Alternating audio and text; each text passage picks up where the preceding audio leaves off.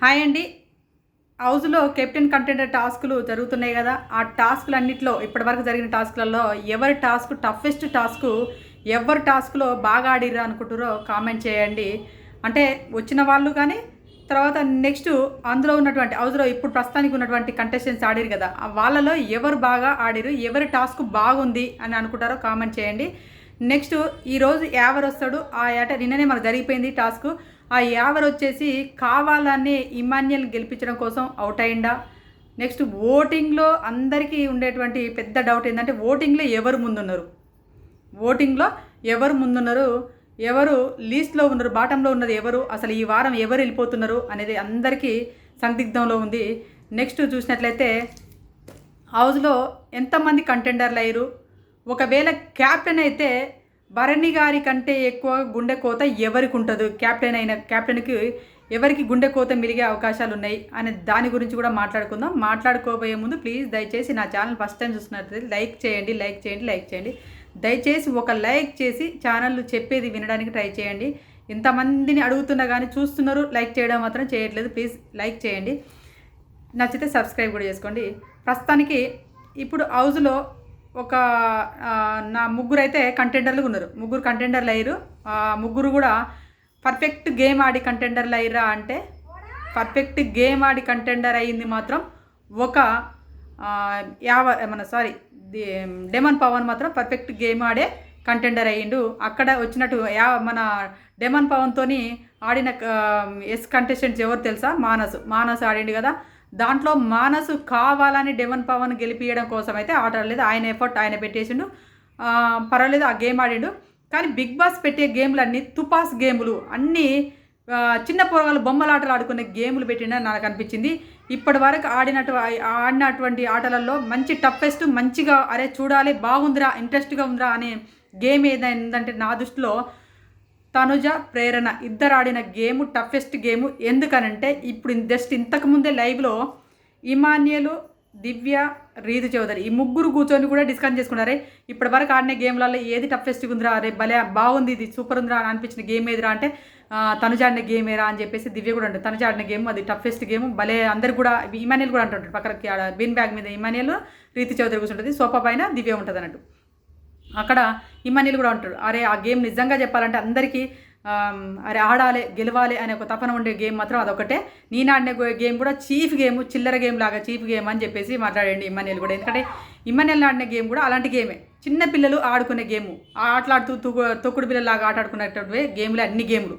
మరి ఇక్కడ చదరంగం కాదు రణరంగం అంటాడు, యోధులు వస్తున్నారు అంటాడు. యోధులు ఏమో యోధులు, ఆట ఏమో ఆటరా, నాకు అట్లనే అనిపించింది. బిగ్ బాస్ సీజన్ ఎక్కడ పోతుంది అసలుకు? ఆ సీజన్ నువ్వు లేపాలనుకుంటాడా తొక్కాలనుకుంటా అర్థం కాలేదు. ఈ వీళ్ళకి పెట్టి గేమ్లు పెట్టి కొట్టుకోనరా అంటే కొట్టుకునేటోళ్ళు. ఎందుకంటే మన నామినేషన్లో ఫుల్ ఫైట్లు అయినాయి కదా. ఆ ఫైట్ల తాలూకే ఇంకా ఎఫెక్ట్ అట్నే ఉండేది. ఎఫెక్ట్ వాళ్ళలో కోపాలు అలానే ఉండేది. వీళ్ళకి గేమ్లు పెట్టి తండుకోమన్నా కూడా లాస్ట్ కెప్టెన్ కదా అని చెప్పేసి కసి కొద్దిగా ఆడుకొని బాగా ఫిజికల్ ఎఫర్ట్లు పెడతారు. అలాంటి గేమ్ జరిగినట్టు అనిపించలేదు. లైవ్లో చూస్తున్నాను సేపు బోరింగ్ ఉంది, ఏం లేదు. యోధులు అంటారు, వస్తారు పోతారు, వాళ్ళని గెలిపించడం కోసమే వస్తున్నట్టు అనిపించింది. నిన్న హారిక వచ్చిందా, సుమని ప్రపంచాన్ని గెలిపించడం కోసం ఎంతోగానో ట్రై చేసింది. ఆయన గెలవపోతే బెల్ బజార్ మోగిపోయింది. అంటే వచ్చిన వాళ్ళు కంటెస్టెంట్స్ ఎన్నుకొని వాళ్ళని గెలిపించడం కోసం వచ్చినట్టు అనిపించింది. నాకైతే ఎందుకో తెలియదు కానీ నాకు అట్లనే అనిపించింది. నెక్స్ట్ మన కళ్యాణ్ ఆడిన గేమ్ తెలుసు కదా, అది ఫౌల్ గేమ్. మీరు ఎన్ని సరిదిద్దుకున్న కళ్యాణ ఫ్యాన్స్ అందరూ డప్పు కొట్టుకున్నా కూడా అది మాత్రం ఫౌల్ గేమే. ఎందుకంటే ఆర్మీ అని చెప్పేసి సింపతి కార్డులు ఎందుకు యూజ్ చేస్తున్నారు? మళ్ళీ ఇంకొక కొంతమంది రివ్యూవర్లు కామనర్ కేటగిరీ అని ఎందుకంటారు? ఇంతకుముందు శ్రీజాను, డెమన్ పవను ఒకసారి క్యాప్టెన్ అయినప్పుడు ఆడ కూర్చొని శ్రీజ, మన ప్రియ కామనర్ వర్సెస్ సెలబ్రిటీలు అన్నప్పుడే నాగార్జున గారు ఒక ఉతుకుడు ఉతికిండు. రివ్యూవర్లు అదే పట్టుకొని కామనర్ గెలుతాడా, కామనర్ పైకి వచ్చిండు ఇన్ని వారాల తర్వాత అని చెప్పేసి డప్పు కొట్టడం ఎందుకు అర్థం కట్ట. ఓటింగ్లో 11 వారాలు నామినేషన్లో ఉన్న టాప్ 1లో ఉన్నటువంటి కంటెస్టెంట్స్ అయినటువంటి తనుజను తొక్కి పైకి వచ్చినటువంటి ఒక కామనర్ అని డప్పు కొడుతున్నాడు ఒక రివ్యూవర్. కామనర్ అనే పేరు ఎందుకు పెడుతున్నారు? వాళ్ళకి అగ్ని పరీక్ష షో ద్వారా వాళ్ళని సెలబ్రిటీలు చేసేసి 5 వారాలు వాళ్ళకు ఓట్లు వేపించేసి వాళ్ళను హౌస్లోకి పంపిండు బిగ్ బాస్ టీము. వాళ్ళని సెలబ్రిటీలు అని చెప్పేసి నాగార్జున గారే స్టేజ్ మీద డప్పు కొట్టిండు. వీళ్ళకు చెవులు దొబ్బాయా ఉన్నాయా నాకు అనిపించింది. మీకేమనిపించింది అన్నది మీరు కామెంట్ చేయండి. ఎందుకంటే నాగార్జున గారు ఆ రోజు శ్రీజను తర్వాత ప్రియను ఇద్దరిని ఉతికిండా లేదా మీరే కామెంట్ చేయండి. ఇక్కడ రివ్యూవర్లు ఎందుకంటే ఇక్కడ గెలుపు వచ్చేసరికి కామనర్ వర్సెస్ సెలబ్రిటీలు అనే ఒక పదం, లేకపోతే ఇప్పుడు మన రైతు బిడ్డ సెలబ్రిటీ అని నాకు సీజన్ 7లో అమర్దీప్ రైతు బిడ్డకు మళ్ళీ పోటీ పెట్టలే, రైతు బిడ్డని పోటీ పెట్టలే. ఇక్కడ కామనర్స్ వర్సెస్ సెలబ్రిటీలు, ఎందుకంటే గెలుతంటే కామనర్స్ అనే పదం వేసారు అనుకోండి. కామనర్స్ అన్న పదం వేసినప్పుడు బయట ఉన్నటువంటి న్యూట్రల్ ఉండే ఆడియన్స్ అందరూ ఒక కామనర్స్ అయినటువంటి కళ్యాణ్కి ఓట్లు వేయాలన్న ఉద్దేశంతో ఆ పదాన్ని తీసుకొస్తున్నట్టుగా నాకు అనిపించింది.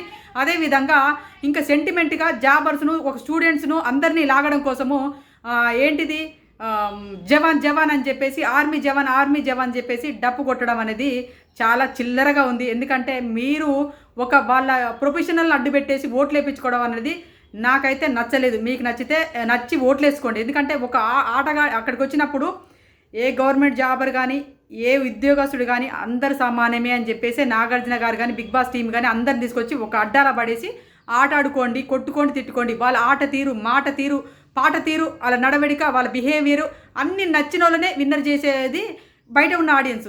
వాళ్ళందరినీ మ్యానికులేట్ చేసేది రివ్యూవర్స్. కామనర్స్ వర్సెస్ సెలబ్రిటీలు, ఆర్మీ మ్యాన్ వర్సెస్ సెలబ్రిటీ, ఇలా ట్యాగులు వేసే వాళ్ళే రివ్యూవర్స్. 70% కాదు 80% ఉన్న సోషల్ మీడియా మొత్తము అలానే కోడే కూస్తుందని నాకు అర్థమైంది. ఇలా సింపతితోని విన్నవడం మన సెలబ్రిటీ మన ఏమంటారు మన పల్లవి ప్రశాంత్ గెలుపుకు ఒక గెలిపేనా అని పేరు వచ్చింది. సేమ్ గెలుపు మళ్ళీ రాబోతుందేమో, సీజన్ 7 రిపీట్ అవ్వబోతుందేమో నేను అనుకుంటున్నాను. మీరేమనుకుంటారో కామెంట్ చేయండి. నాకైతే అలానే అనిపించింది. నెక్స్ట్ వచ్చేసి అక్కడ ఫౌల్ గేమ్ ఆడిండి, అది ఒప్పుకోవట్లేదు ఎవరు కూడా. అది వెలివేషన్స్ చేయరు, ఏమేయరు. ఎవరన్నా ఆట ఆడినా కూడా దానికి వెలివేషన్స్ రావు. ఆడ పౌల్ గేమ్ ఆడినా కూడా దాన్ని పక్క పెట్టేసి సూపర్ థోప్ అని చెప్పేసి వెలివేషన్స్ ఇస్తారు. అది జరుగుతుంది. నెక్స్ట్ ఇప్పుడు అలా వచ్చేసి 3 గేములు ఆడారు. 3 గేములలో ఒకటేమో డెమన్ పవన్ది, ఒకటేమో కళ్యాణ్ది. నెక్స్ట్ వచ్చేసి ఇమాన్యుయల్కు అంటే నిన్న నైటే వచ్చేసిండు యావరు వచ్చేసిండు. తర్వాత తన చేతను ఒక సాంగ్ వేసేసారు, ఎవరో అనే సాంగ్ వేసిండు. అందులో ఇప్పుడు ప్రోమోలో వేరే సాంగ్ వేసిండు. కానీ బిగ్ బాస్ టీం వాళ్ళు ఆయన అడిగినట్టుగా సాంగ్ వేసాడేందో, ఆయన ఫ్లెట్టింగ్ మూడ్లోకి వెళ్ళాడేందో, తనుజ అన్కంఫర్ట్గా ఫీల్ అయిపోయినట్టుగా నాకు అనిపించింది అక్కడ. అది అయితే నాకు నచ్చలేదు. ఎవరు వచ్చేసి ఒకరిని ఫ్లెట్టింగ్ చేసే మూడ్లోకి వెళ్ళడం అంటే ఒక అవతల వ్యక్తి కూడా కంఫర్ట్గా ఉందా లేదా కూడా చూసుకోవాలి. మీకు ఎవరైనా బాయ్ ఫ్రెండ్ ఉన్నారా అని చెప్పేసి అడగడము, ఫ్లెట్టింగ్ చేయడము, రీతు చౌదరి సాంగ్ పాడతావా, సాంగ్ వేస్తా, డ్యాన్స్ చేస్తావా అని చెప్పేసి అడగడము, ఆ తర్వాత ఈయన డ్యాన్స్ చేయడము, ఆమెకి తెలియకుండా ఎత్తుకోవడం, ఇవన్నీ కూడా అన్కంఫర్ట్గా ఫీల్ అయినట్టుగా నాకు అనిపించింది అక్కడ తనుజ. మీరేమనుకుంటారో కామెంట్ చేయండి. దీనిపైన కూడా కొంతమంది విధవ కామెంట్లు పెడుతున్నారు. ఏంటంటే ఎవరు వచ్చి పట్టుకుంటే తప్పలేదు కానీ డెమన్ పవన్ ఏది ముట్టుకుంటే తప్పు వచ్చిందా అని చెప్తారు. అరే కొంచెం సెన్స్తో మాట్లాడండి రా, సెన్స్ ఉండి కామెంట్ చేయండి రా అని నాకు అనిపించింది. మీరేమనుకుంటారో దాన్ని దీన్ని ముడిపెట్టే వాళ్ళకి ఏం సమాధానం చెప్పుకుంటారో కామెంట్ చేయండి. నాకు అలా అనిపించింది. నెక్స్ట్ 3 కంటెండర్లు అయ్యారు. ఇప్పుడు 3 ఉన్నారు కదా, ఇంకా 3 అవుట్ అయ్యారు. 3 ఎవరెవరు? సుమన్ శెట్టి గారు, భరణి గారు, తనుజ 3 అవుట్ అయ్యారు. 3 కంటెండర్లు అయ్యారు. ఇంకా 3 ఉన్నారు, దివ్య, సంజన గారు, రీతు చౌదరి. ఈ 3 కోసం యోధులు వస్తారు. యోధులు వచ్చేసి యుద్ధాలు చేస్తానికి వస్తారు. ఆ యోధులు ఎవరని చూసినట్లయితే సోయలును శోభశెట్టి గారు వస్తారు. శోభశెట్టి గారు, సోయల్ వాళ్ళిద్దరు వచ్చేసి ఈ 3 కంటెండర్లు చేసేసి వెళ్ళిపోవడం జరుగుతుంది. అంటే వాళ్ళు వచ్చి వీళ్ళని కంటెండర్ చేయడానికి వస్తారు. ఎవరు వచ్చేసి ఆ గేమ్ ఆట ఆడుకుంటా ఇందాకని చెప్తున్నాడు రీతు చౌదరి, నేను గెలిపించడం కోసం వచ్చినట్టుందిరా. ఎవరు వచ్చేసిండు, వాడు వాడు ఏం చేస్తాడు తెలుసు, ఉత్త కూర్చున్నాడు రా, ఉత్త కూర్చొని వాడు ఆ పజిల్ పట్టుకొని ఇటు ఆట ఆడుతాడు రా, నువ్వు ఆడుతాడు, ఇటు చూస్తాడు, అడు చూస్తాడు, అద్దాలు చూస్తాడని చెప్పి ఇప్పుడు ఇందాక డిస్కషన్ చేసుకుంటారు. అంటే ఇమాన్యుల్ని గెలిపించడం కోసం ఎవరు వచ్చినట్టు అనిపించింది. మరి వాళ్ళని ఎందుకు పంపించింది బిగ్ బాస్? యోధులు అని పంపిస్తే ఒక ఆట ఆడి చూపించాలి వాళ్ళ ప్రతిభ ఏందని. అక్కడ వచ్చి వాళ్ళని గెలిపించడం కోసం వాళ్ళని వెన్నుకొని పోయి పలానోళ్ళు గెలిపి అని చెప్పి బిగ్ బాస్ టీం వాళ్ళే చెప్పినట్టుంది. పలానోళ్ళని ఎన్నుకో, నువ్వు అక్కడ సెలెక్ట్ చేసేసుకొని, ఒక్క నిమిషం అండి, పలానోళ్ళని సెలెక్ట్ చేసేసుకొని నువ్వు వెళ్ళి వాళ్ళని గెలిపించేసి నువ్వు అవుట్ అయ్యిరా అని చెప్పిండా. మరి ఏంటిదో తెలియదు. అక్కడ నాకు ఒక కరెక్ట్ వేలో ఆట ఆడింది మాత్రము ఒక ప్రేరణ వచ్చేసి కరెక్ట్గా యోధురాల్లాగా ఆటాడి వెళ్ళిపోయిందని నాకు అనిపించింది. నెక్స్ట్ మన మానసు కూడా బాగానే ఆడిండు. మానసు కూడా కొంచెం నాకు ఏదో అనిపించింది కానీ పర్వాలేదు, బాగానే. అది బొమ్మలకి రబ్బర్ బాల్ అని వేసేసాడు. రబ్బర్ బాల్ కూడా కదా, స్మైలీ బాల్స్ ఉంటాయి కదా ఇట్లా స్పాంజీ లాగా, ఆ బాల్స్ని వేసి కొట్టడం. చిన్న పొరల గేమ్ అమ్మ నాయన, చిల్లర గేమ్ లాగా ఉన్నాయి అన్ని గేమ్లు.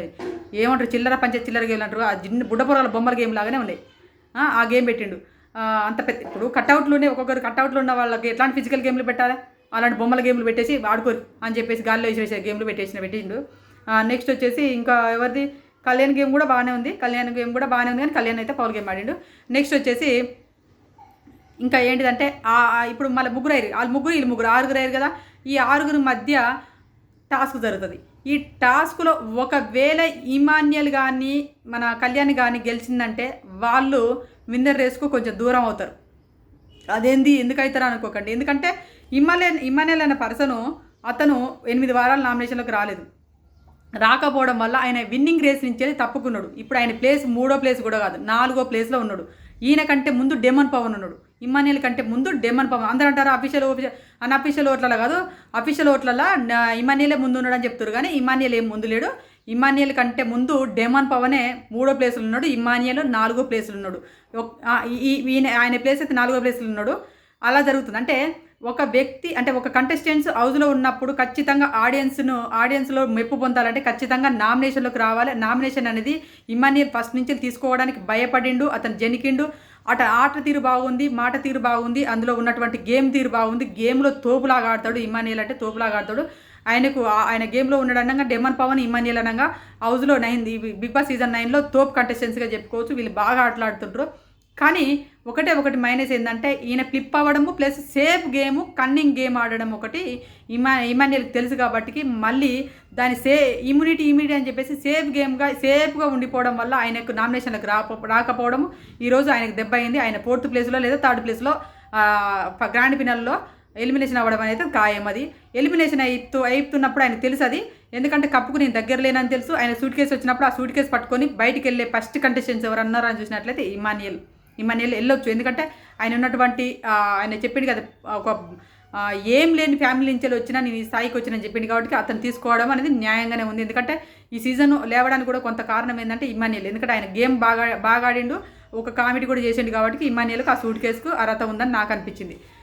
నెక్స్ట్ ఇంకా మనం ఈ 6 గేమ్ ఆడినప్పుడు ఒకవేళ దివ్య కానీ సంజన కానీ తర్వాత రీతు చౌదరి కానీ వీళ్ళు ముగ్గురులో ఎవరన్నా లేడీ కంటెస్టెంట్స్ ఈ వారం అంటే 13వ వారము క్యాప్టెన్ అయింది అనుకోండి, ఇప్పుడు నెక్స్ట్ ఎలిమినేషన్ నుంచి వెళ్ళి తప్పించుకోవడం కష్టంగానే ఉంది. వీళ్ళకి క్యాప్టెన్ అయ్యి ఎలిమినేషన్ అయితే వాళ్ళ గుండె కోత మామూలుగా ఉండదు, భరించలేని బాధపడిపోతూ ఉంటారు. ఎందుకంటే అమరాశేఖర్ సగం క్యాప్టెన్ అయిపోయి ఎలిమినేషన్ అయిపోయింది, గుర్తుంది ఒక సీజన్లో సీజన్ 4లో.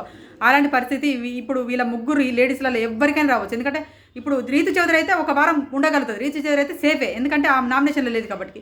కానీ దివ్య కానీ సంజన గారు కానీ ఇప్పుడున్న పరిస్థితులలో వాళ్ళు డేంజర్ జోన్. డబుల్ ఎలిమినేషన్ పెడితే వీళ్ళిద్దరు అవుట్, సింగిల్ ఎలిమినేషన్ పెడితే వీళ్ళిద్దరిలో ఎవరు వెళ్ళిపోతారనేది మనం కూడా చెప్పలేము. అంత టఫ్గా ఉందన్నట్టు. వీళ్ళిద్దరి మధ్య 1% అట్లా డిఫరెంట్తోనే ఉన్నారు. కాబట్టి వీళ్ళిద్దరిలో ఎవరు వెళ్ళిపోయినా మనం ఆశ్చర్యపోని అవసరం లేదు. అలా ఉంది.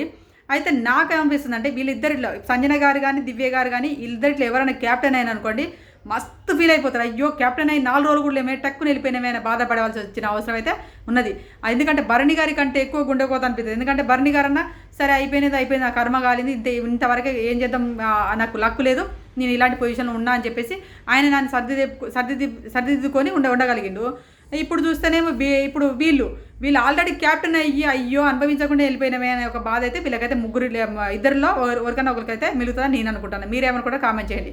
ఇక నెక్స్ట్ ఈరోజు వచ్చేసి శోభశెట్టి గారు ఆల్రెడీ శోభశెట్టి గారు లైవ్లోకి వచ్చేసింది. ఇప్పుడు మా అందరితో మాట్లాడుతుంది, అందుకే నేను ఇక వీడియో చేస్తున్నా. సోయల్ అయితే హౌస్లోకి వస్తాడు. అందరికీ తెలుసు ఆల్రెడీ ఇన్పుట్స్ వచ్చే ఇన్పుట్స్ వస్తున్నాయి. తనుజకి ఇచ్చే ఇన్పుట్స్ గురించి మాత్రం ఎవరు మాట్లాడరు. ఎందుకంటే ఆడించి రాగానే ఒక కామనర్గా వచ్చినావు అని చెప్పేసి ప్రతి ఒక్క ఎక్స్ కంటెస్టెంట్స్ వచ్చి కళ్యాణ్ బొగిడిని మాత్రం గుర్తుపెట్టుకొని ప్రతి రివ్యూవర్ అది చెప్తారు.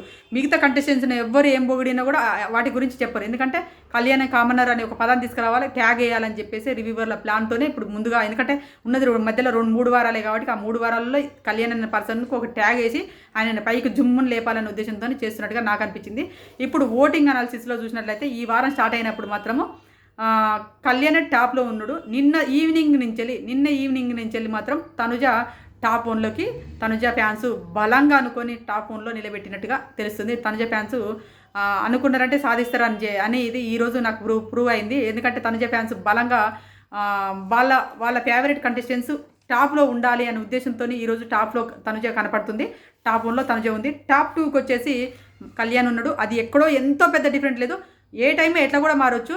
2% డిఫరెంట్తోనే కళ్యాణ్ టాప్ 2లో ఉన్నాడు, తనుజ టాప్ 1లో ఉంది.